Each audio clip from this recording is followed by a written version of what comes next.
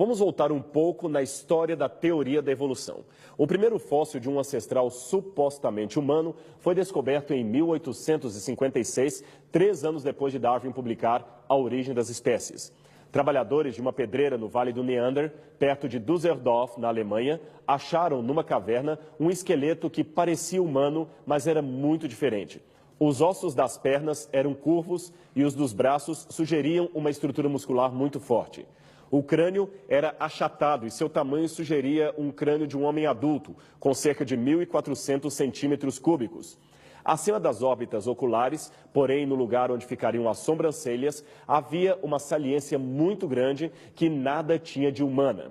O homem de Neandertal, como o fóssil foi batizado, foi considerado o elo perdido entre os símios e os humanos, e réplicas de como eles seriam foram espalhadas por museus de todo o mundo. Em 1891, porém, foi encontrado na ilha de Java, na Indonésia, restos fósseis de um ser bem mais primitivo, com um cérebro de apenas 860 centímetros cúbicos. O homem de Java, como foi chamado, era o Pithecanthropus erectus e hoje é identificado como o Homo erectus, uma espécie anterior ao homem de Neandertal. Em 1924, as origens humanas recuaram ainda mais com a descoberta do Australopithecus africanus, literalmente macaco do sul da África, o primeiro ser intermediário entre o gênero Homo e os ancestrais símios, encontrado em uma caverna de calcário na África do Sul. Ele tinha o crânio de um macaco, mas mandíbulas e dentes mais parecidos com os dos humanos. E o mais importante, era bípede. O grande problema é que, embora esses exemplares históricos ainda sejam usados por muitos como evidência do evolucionismo, o tempo mostrou que se tratava de falsas pistas. O homem de Neandertal, para começo de conversa, já não é mais considerado um ancestral dos seres humanos. Aliás, os próprios evolucionistas assim chegaram à conclusão. Ele seria apenas um parente distante. Segundo estudos feitos por uma junta de cientistas alemães, americanos e franceses, a partir do DNA mitocondrial, os fósseis encontrados na Bélgica descartam a ideia de que os neandertais pertenceriam de fato à linhagem humana. E o curioso é que era esta uma das principais evidências apresentadas a favor do evolucionismo. Quanto ao exemplar encontrado na ilha de Java, o seu descobridor foi o explorador holandês Eugène de Bois, e tudo o que ele encontrou foram uma caixa craniana occipital e um fêmur e um dente molar, todos em lugares completamente diferentes. Gratuitamente, ele supôs que pertenceriam ao mesmo ser. Como o crânio era símio e o fêmur humano, supôs ser um macaco que andava em pé. Nasceu assim o Pithecanthropus erectus. O estranho é que Eugène de Bois não permitia mais ninguém examinar os fósseis. Somente 35 anos depois, o Dr. Herdlicka, do Instituto Smithsoniano, foi examinar o achado e se espantou com a pobreza das evidências. O achado foi então desconsiderado no mundo acadêmico. No início do século XX, estes 3 geólogos, sendo o do centro famoso Charles Dawson, encontraram no sul da Inglaterra o que seria um crânio humano perto de um maxilar semelhante ao de um macaco. A sua descoberta ficou famosa e foi batizada de o Homem de Piltdown.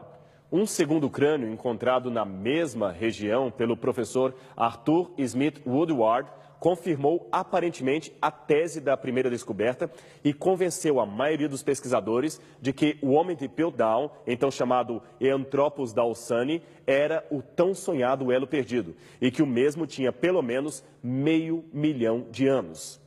Testes, porém, feitos a partir de 1950, mostraram que o crânio, datado em centenas de milhares de anos, era, na verdade, o crânio de um homem moderno. E o maxilar nada tinha a ver com o crânio. Era apenas a mandíbula de um macaco e esta era tão velha quanto o ano de sua descoberta. Tudo não passava de uma trapaça.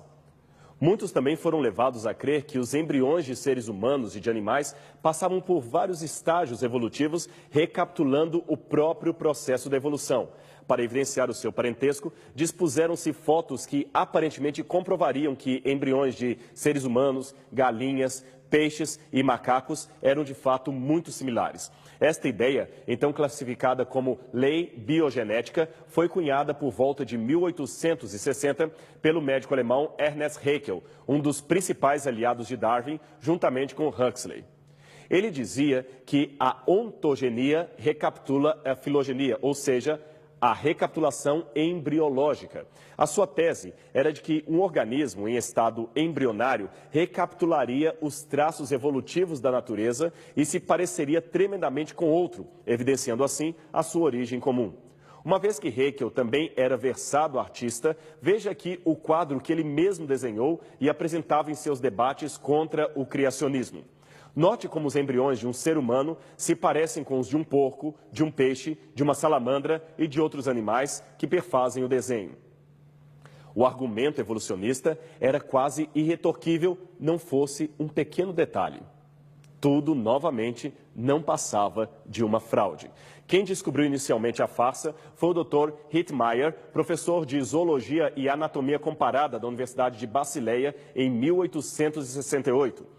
Ele e outro cientista de Leipzig, o Dr. Wilhelm, mostraram que os desenhos de Haeckel foram uma modificação fraudulenta de outros originais. Uma das grandes incógnitas do evolucionismo moderno está no fato de que, mesmo sendo hoje largamente reconhecido que os desenhos de Haeckel foram fraudados, o seu esquema continua sendo ensinado em livros de biologia estudados em todo o mundo. Eu tenho aqui algo para mostrar a você. Trata-se da réplica de um fóssil que por anos serviu de argumento ao evolucionismo. É o Archaeopteryx, mas nesse caso não se trata de uma fraude e sim de uma má compreensão dos fatos. É que ele tinha garras nas asas, dentes no bico e cauda acima do normal, além de ser coberto de penas. Julgavam, com base nisto, que seria um réptil de asas, logo um legítimo exemplar de um elo perdido, isto é, de um ser que seria meio réptil, meio ave. Na época em que o fóssil apareceu, evolucionistas argumentavam que ele era o elo perdido e criacionistas contra-argumentavam que os avestruzes até hoje também possuem garras nas asas e os gansos dentes no bico e nem por isso deixavam de ser apenas aves. O problema é que, quando encontraram os primeiros fósseis do Archaeopteryx em 1850, esses estavam bastante incompletos. Devido à semelhança de seus ossos com os desse dinossauro chamado Compsognathus, confundiram-no com o suposto lagarto emplumado, que hoje estaria extinto. Numa segunda tentativa, classificaram-no como sendo um Pterodactylus, mas isto também estava errado. Hoje, sabe-se finalmente que se tratava apenas de uma ave e nada mais. Mas um engano pior do que este aconteceu em 1922 e envolveu nada mais, nada menos que o respeitadíssimo paleontólogo Dr. Henry Fairfield Osborn, que aqui aparece junto a dois outros cientistas no escritório do Museu de História Natural de Nova York. É que o Dr. Osborn recebeu naquela data um dente fóssil que foi encontrado nos depósitos do Pleoceno, no estado do Nebraska. Osborn era, na época, o diretor do Museu Americano de História Natural e, encantado, proclamou que o dente possuía características do homem e do chimpanzé, portanto seria um ancestral comum a ambos. Vários cientistas de renome apoiaram o paleontólogo que chegou a publicar no Jornal de Notícias Ilustradas de Londres o desenho de como seria o dono do dente e a sua fêmea, então tecnicamente chamados de Hesperopithecus. Este dente suscitou debates e num deles o mesmo foi mostrado como sendo uma prova cabal e irrefutável da ascendência animal do homem.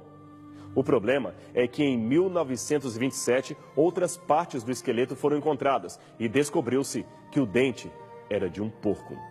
Hoje, o mesmo museu mostra orgulhosamente a reconstrução em resina de Lucy, uma Australopithecus que, segundo supõe-se, seria a verdadeira ancestral da raça humana. Mas seu esqueleto também está fragmentado. E já existem vozes como a do antropólogo Michel Cremo, autor do livro Hidden History of the Human Race, A História Secreta da Raça Humana, que discordam da interpretação de Lucy como legítima ancestral humana.